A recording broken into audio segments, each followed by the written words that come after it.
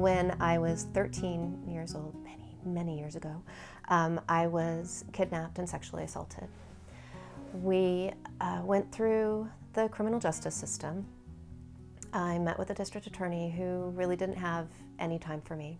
It was a case she didn't want to be dealing with.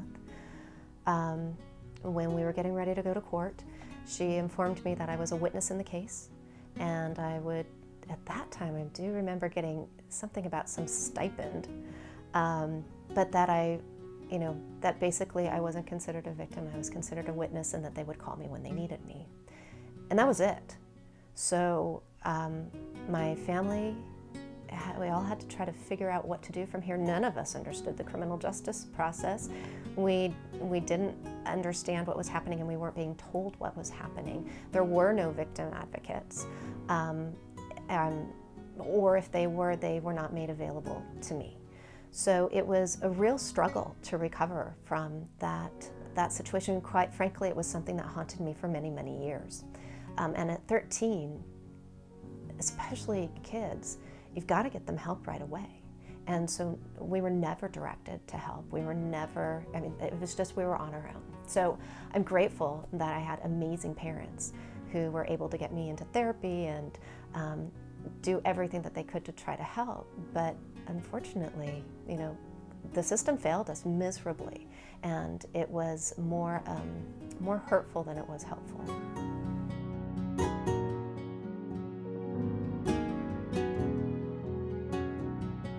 I'm the executive director of two organizations, ICAN, which is Crime Victims Assistance Network, and Crime Victims Action Alliance. Under ICAN, I do the general executive director things, payroll, other things that a small agency would do. But in addition to that, because we are so small, I do a lot of direct service work as well. So counseling victims, a tremendous amount of advocacy in the community for victims, and general support. Through ICAN, our services are free of charge, and we help pretty much any victim of violent crime who needs assistance. Through Crime Victims Action Alliance, that's our legislative advocacy organization. So I get to spend a lot of time in the Capitol and also work with other state and local agencies doing public policy advocacy to help advance victims' rights and services. 50 years ago, we didn't have in place really any services for victims of crime. So at this point in time, we have a lot more support for victims, a lot more agencies popping up, and a lot more advocacy, as I said before, for victims' rights and services. So a lot more people are involved at this point.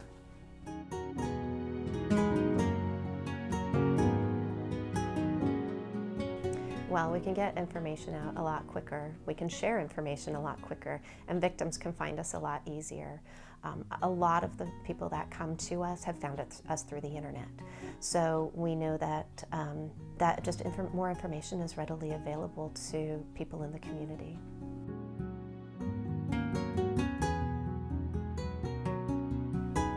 Well, before Victim Services was available as widely as it is now, victims really didn't have anywhere to go or any support. So they were left on their own to navigate the criminal justice system, figure out how to advocate for themselves with law enforcement, and decide on their own whether or not counseling was right for them. And oftentimes when you're a victim of crime, the last thing you think about is counseling, if ever. So a lot of people were unfortunately ending up without that support, and then without the emotional support to heal from the crimes.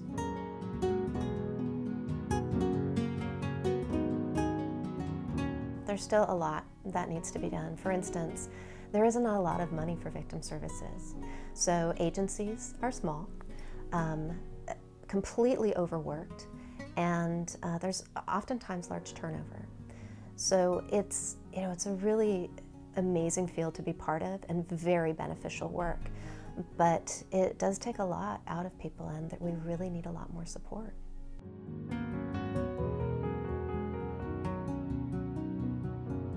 Victims need support following a crime. They need somebody who's going to be compassionate, someone who's going to provide them information, because the last thing a victim wants to do is be left in the dark.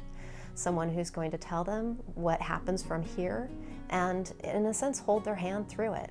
Not coddle them by any means, but just be there to answer the questions and to be a shoulder to cry on when needed, and then to be there as their cheerleader as they're going through the process.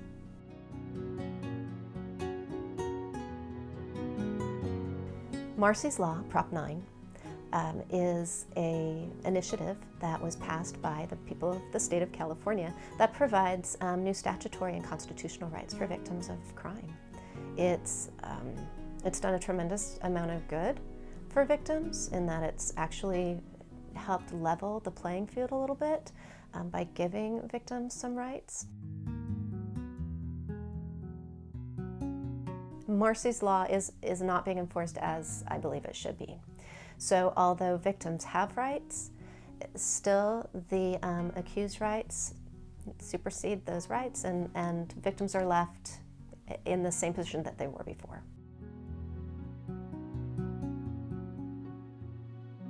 I think that the best thing, or the best way to help enforce Marsy's Law is if everyone were on the same page. And I don't know when that will happen, but really getting the buy-in from everybody in the criminal justice system that victims' rights are important. I want to add that I think for the most part, I don't think that anybody thinks that victims' rights are not important, but to really step up and fight for victims and make sure that their rights are enforced. I hope to see a lot more money coming into victim assistance to provide more staff, more support, new programs, more agencies that provide free services to victims, because quite frankly, one of the biggest hurdles to getting assistance is having to pay for it. So we do have victim comp, but not everybody qualifies for victim comp. So then what do you do?